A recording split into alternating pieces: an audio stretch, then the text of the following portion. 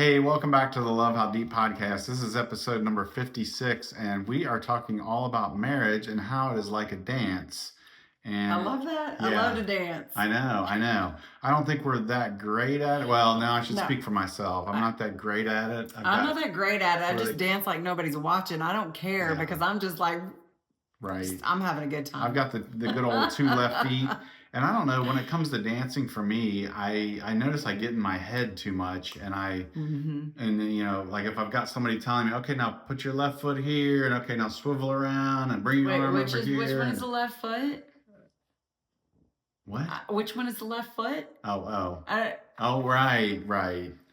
She's they, joking, and I'm not getting the joke, so I forgot you have trouble determining left and right. But I think this is going to be a fun episode because we're going to compare a lot of what goes on in marriage to a dance, and I think it has relevancy. So I think with I think that, so. what do you got Yes, to do first? I mean, it's going to start with just choosing the right dance partner. Yeah, I that's mean, probably the most important thing. if I want to be a professional dancer, I need to choose someone who dances pretty close to professional so that I can follow them. But True. if they're like me, two left feet, there's a reason we didn't do very well when we took that salsa dance class that with some friends several years ago. I mean, left feet. So I think, are you saying choosing somebody maybe different than you is probably okay? I mean, they don't have to be identical. No. You can have a lot of commonalities. You can have your Right. differences. Those are all good positives. But you want to share your values and your faith. Do you have the same belief in God? Do you value the same things in life overall? You want to have those commonalities. That's what's going to really bring you together and help guide decisions that you make, in life. If you're trying to make a decision about something to purchase or if to move or a different job or to have kids or just whatever that decision is, your values and your belief in God is going to help guide that. So when it's very similar, it's going to go a lot better for you. So choose the right partner. Yeah, I would agree. I mean, personalities can be different, but you're right. Outlook on life and values and what's deeply held. Absolutely. I mean, and maybe they can be different, but somehow they got to mesh. So those are they need to important. mesh a little bit. Yeah, 2 Corinthians 6:14 says, "Do not be yoked together with unbelievers. For what do righteousness and wickedness have in common?" So you definitely want to make sure that your dance partner is a Christian. That's super important. Yeah, and I mean, if you're already married and this is not the case, then, I think the Bible just talks about just praying and communicating and, so we're not saying that, if you're unequally yoked, you go out and get divorced. I think no, we're this not is saying more, that. No. if you're dating or whatever, that should be something that you should think about. But absolutely. Yeah. So So you find your partner, the perfect partner, and then what do you do, Brian? Right, and then it's all about like learning the steps. I would say that might be the next thing you want to think about when it comes to a dance, because if I know that the next step of the dance, I need to maybe put my right foot forward, then Heather needs to maybe take her left foot and move it backward. So, and again, we need to know what our left and right is. So write an L on my shoe. But how do we get there? How do we know what we're doing? Well, we communicate, which we talk about communication all the time. Yeah. Okay. So I might have to tell you, okay, I'm going to be bringing my right foot forward. That means you need to move maybe I should stop using left and right because right. I'm going to dip you back now. So get ready. Here it So comes. you don't want to be rigid and just leaning forward. I'm going to raise my arm up and spin you. Yeah. Right. Yep. So we have to talk about it. Yeah. Okay. So the steps and again, that's just all about communicating and understanding each other. And I think I do because like with dancing, especially like professional dancing or whatever, like they sense each other's body movements. And like I've heard that, like, I don't know, like you feel like the woman will feel the man's hand on her back push a certain way and she knows, oh, we're going to do this next, we're going to do that next. Like it's just the way that it's the nonverbal communication. Yeah. So I feel like that is as important as the words that we say. Right. And it made me think too about the two becoming one. When you're dancing, it's all about the two becoming one. And I might be overstepping on something else we're going to talk about later, but because we're not going to talk about that right now. But let me share a verse with you. And I love this one. It's in James 1:19. It just says everyone should be quick to listen, slow to speak, and slow to become angry. And again, I think it's very important. If one of you is kind of talking through a situation and the other person is listening, again, being slow to speak, slow to angry, slow to getting angry, listening, absolutely, all good stuff. You know what I'm talking about. Yeah. What do we got next? So you get the right partner, you learn some steps, and then you do have to figure out your rhythm of your dance, because every dance, I watched that dancing show that's on TV. Oh, yeah. I don't know if we can name that or whatever, but they dance and stuff. But they do different with celebrities. Dances. Yeah, that one. They do different dances, and there's a different rhythm to each one, and different expectations based upon the rhythm. So the rhythm of your dance and your marriage is your balance and your flexibility with each other. How do you balance each other? How flexible are you when, crazy life gets thrown in your face or something?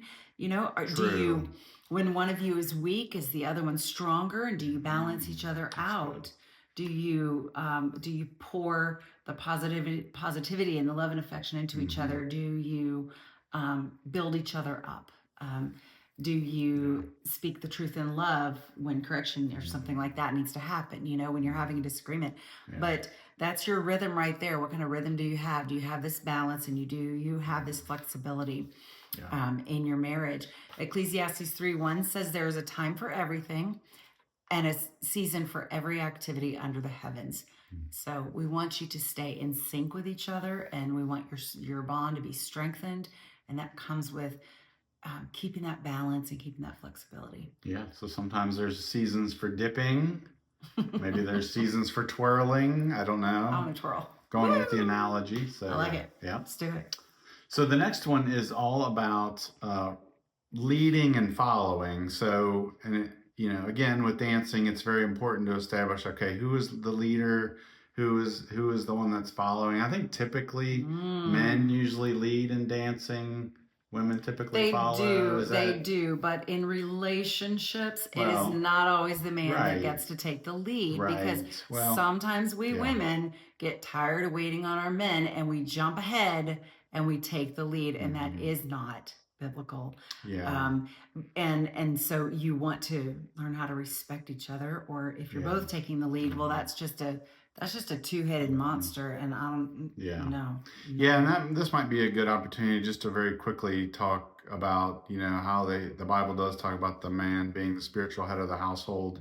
And what I would say that looks like for me is that doesn't mean that I make every decision and Heather has to go along with it.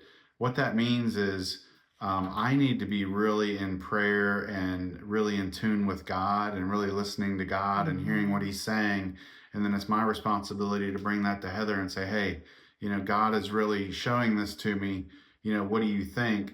But it's still, I still believe there needs to be this kind of back and forth, and let's talk about it. And what do you think? And because really my prayer the whole time that's happening is I want God to be speaking and saying the same thing to you. And if I don't feel like he's saying the same thing to you, then maybe it's not my place or opportunity to sort of lead us into this new place or this new, venture, so to speak. So, and then I think for you, and maybe I'm overstepping here because I'm talking about your role, but I really think yours is more of a voluntarily submitting. It's not a, you have free will. It's up to you whether or not you want to do this. It's not a, well, again, Heather, this is my decision, and sorry, the Bible says you need to submit. But that might be a podcast episode. We might have unpacked a big old onion there. I don't know. I know, because he went off script, y'all. I did, just looking at which I like to do that. Yeah.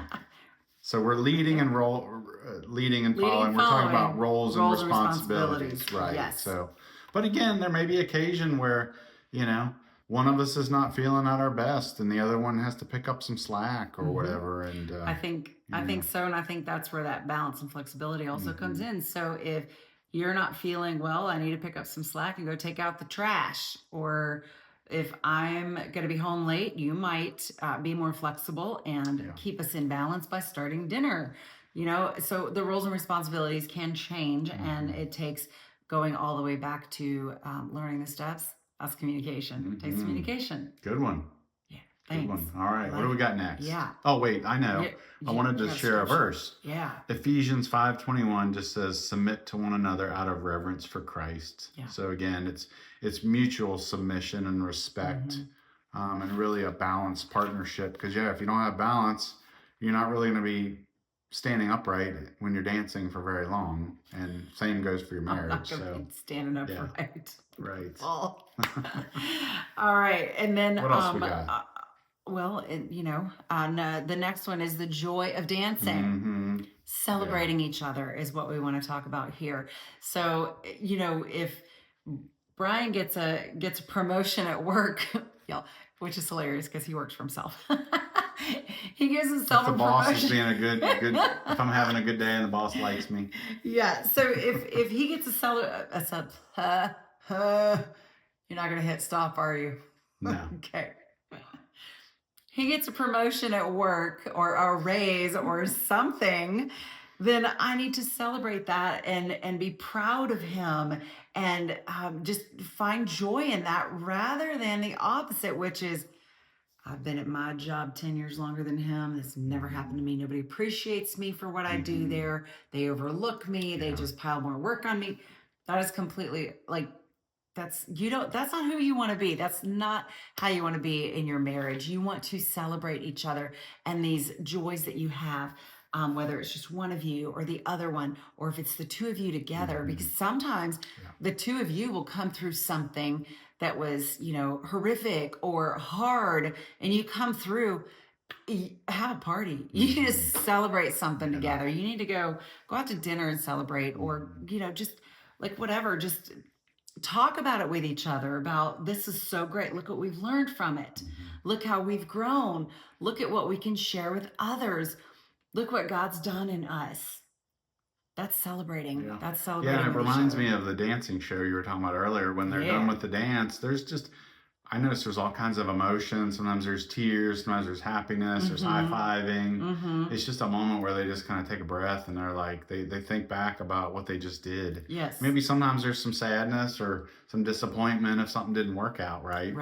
But it's all about just knowing what you've done and just having some joy, I guess, in that moment. So. And I think that, in those moments when things are hard and tough, you can still find good things to celebrate with each other, just to share some good quality time, I guess, with each other. Look for the positives in the midst of all the negative things. Yeah.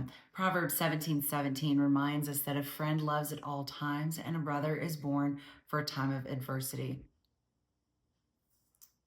Yeah. Okay. So. You're not going to stop this, are you? No. Okay. So.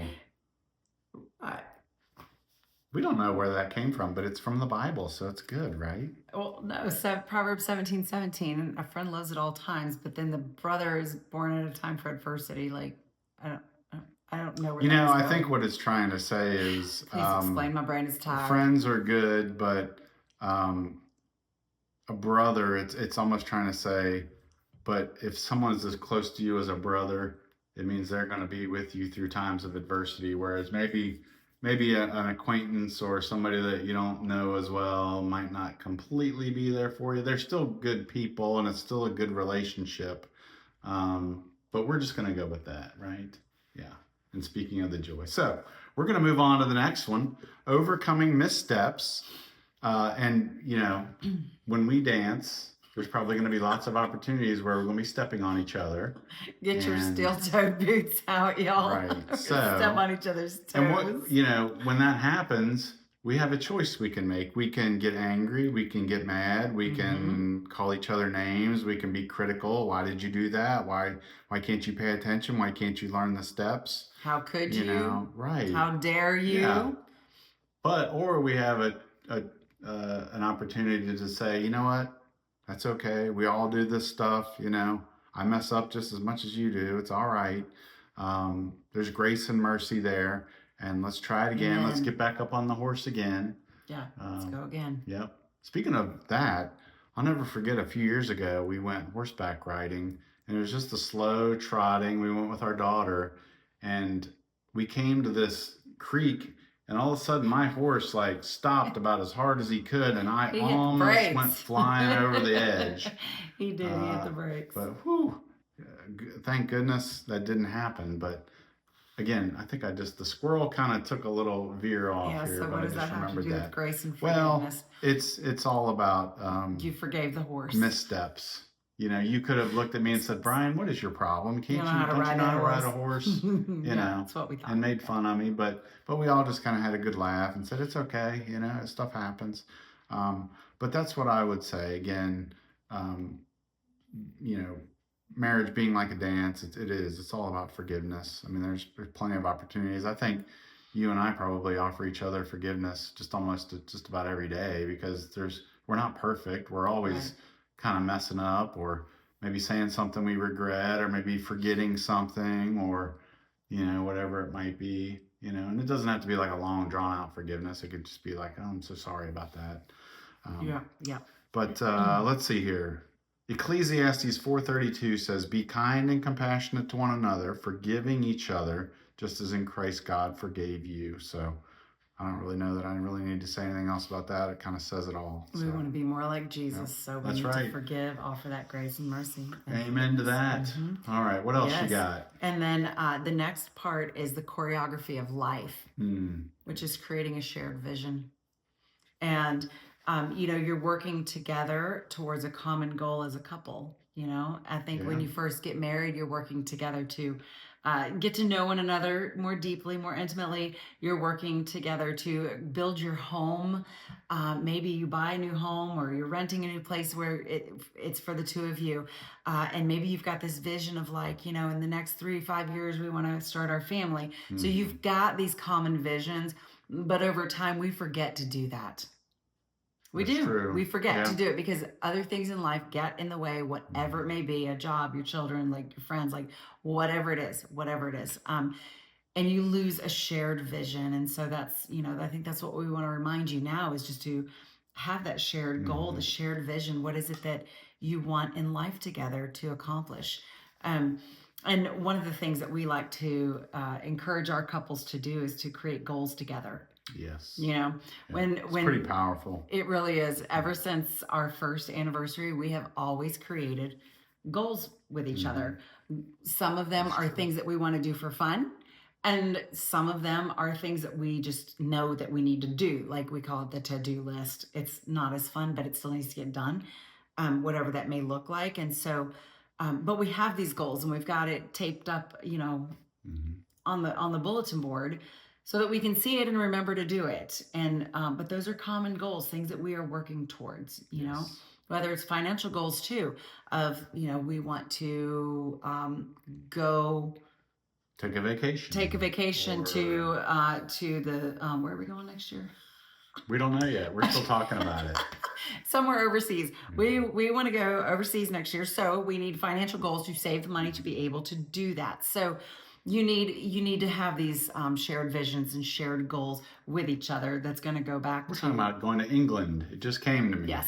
Here we go. Well, there's 3 places. Well, so altogether, what's it called? That's it. Yes. Sorry, it's brain injury.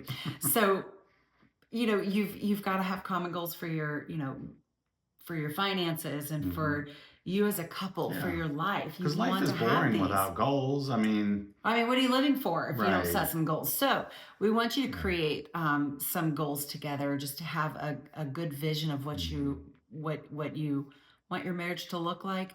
Ecclesiastes 4:12 says, though one may be overpowered, two can defend themselves. A 3 cord of can't read today. A cord of 3 strands. Back on track. Though one may be overpowered, 2 can defend themselves. A cord of 3 strands is not quickly broken. And so when when Brian and I are sharing goals and dreams and visions, and we know that God is in this, it just creates this three-stranded cord that's not easily broken. We know that we're in the Lord's will. We know that we're in agreement. It's going to happen. Yeah. Things are going to happen. And so that is really, I mean, that's what we want for you. And just to remind you that you want to have shared visions and goals for your marriage. And I will say, a three-stranded cord or a cord of three strands is a tongue twister. So as you were like fumbling over that, I was in my head going, I'm not sure how I would say that either. I'm like fumbling through it in my own head. So anyway, Yes. So there, grace and mercy, Sorry. Forgiveness. Thank you. Thank you. You're welcome. So the next step that we want to talk about when it comes to marriage being like a dance is really, I guess, kind of dancing through the storms or dancing through maybe something that doesn't happen the way we want it to happen. Maybe if you think about dancing, it could be, I don't know, you're in a ballroom and the electricity goes out, or maybe the music stops, or I don't know, again, or somebody falls. That could be kind of a storm. And so in marriage, it's just the same way. You know, you've got Right. things that happen, things that are unexpected, you know, a health scare. You know, we talked about a couple of episodes ago, the cancer journey that you went on, and the healing and the recovery Right. from that. And so that was one of those times where this thing just kind of came up all out of the blue. And somehow we had to figure out how to keep dancing. And what you and I decided was that actually adversity and that storm caused us to kind of get tighter and grow closer together. It and did. So out of that God came, showed me your character. Yeah. I needed to see that. Well, he showed me yours as well because of what you were going through. I think I would have cried like a little baby, but I did. Well, yeah.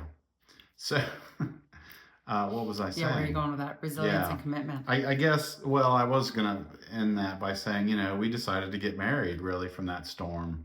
Not that that was the thing but that was the thing that kind of nudged us to like be able to verbalize it and talk about it and communicate. That's a good way to put that. That was the catalyst for the communication about the future of our relationship. And that shared vision. Right. Look at Yeah. that. Y'all like how we're tying that back in? Yeah. Yeah. And then, you know, if we're talking purely about dancing, you know, if the electric goes out, the music stops, you got to talk to each other and figure out, all right, the music just stopped. What do you want to do? You want to keep dancing? Or, yeah, because music's still playing in my head. Right. Yeah. What are some of those analogies, you know, dance like no one's watching? Or, yeah.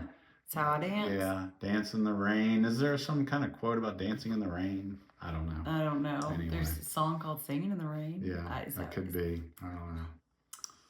Well, we hope that you've enjoyed this walk down kind of the whole dancing metaphor and how it applies to marriage, and maybe hopefully you've taken some things from this, maybe some nuggets. Maybe it'll even spur you on to want to go take a dancing class, right? I want to. Yeah. I want to. Like I said, you had mentioned that earlier that we did that. What do we got? We got a verse here. Yes. Oh, I forgot about that. Isaiah 43:2. Yes.